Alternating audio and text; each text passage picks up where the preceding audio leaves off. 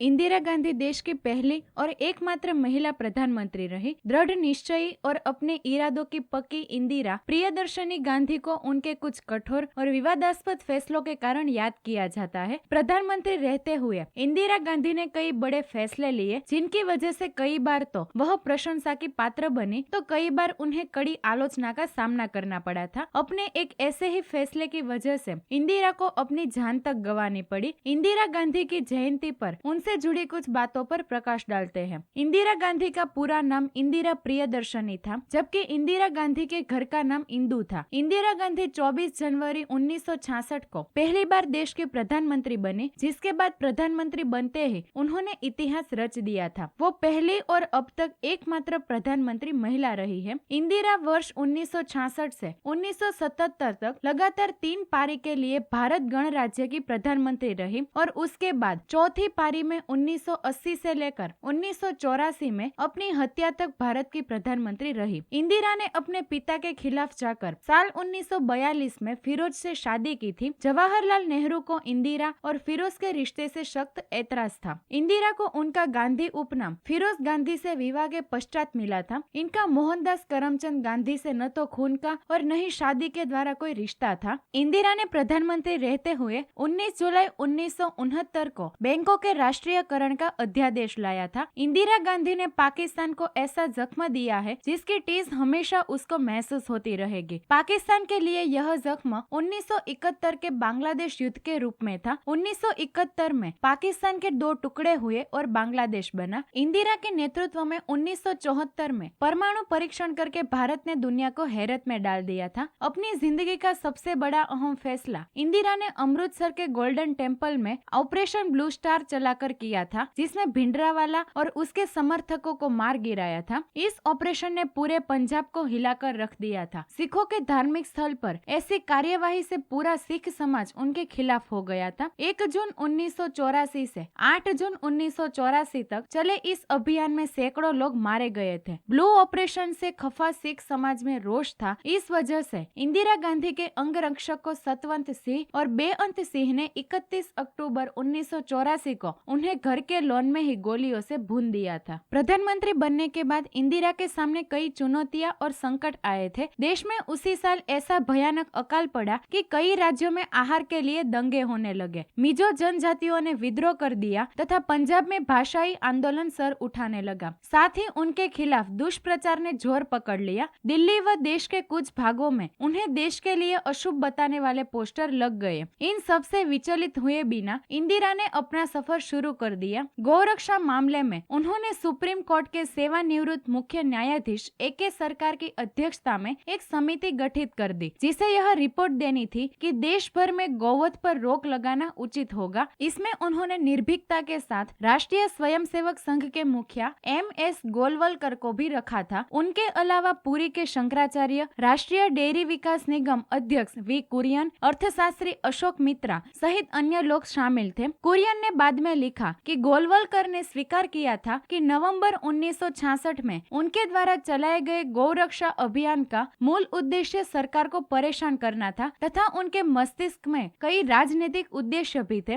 समिति समय पर रिपोर्ट प्रस्तुत नहीं कर सकी तथा 1979 में मोरारजी देसाई सरकार ने इसे भंग कर दिया था। 1967 में इंदिरा गांधी 50 साल की हो गई और इसी साल होने वाले लोकसभा चुनाव में उन्होंने पहली बार जनता से सीधा सामना करने यानी चुनाव लड़ने का मन बनाया। इसके लिए उन्होंने अपने दिवंगत फिरोज गांधी की सीट रायबरेली चुनी थी। यही नहीं, उनकी क्षमता को लेकर के कामराज ने जो अनुमान लगाए थे उन्हें सिद्ध करते हुए इंदिरा ने प्रचार के लिए 45 दिन के चुनाव अभियान में 25,000 किलोमीटर से ज्यादा की यात्रा की थी। दोस्तों, अगर आपको ये वीडियो पसंद आया हो तो कमेंट में जरूर बताना और ऐसे ही मजेदार वीडियो देखने के लिए हमारी YouTube चैनल को सब्सक्राइब करें और Facebook पेज को फॉलो करें।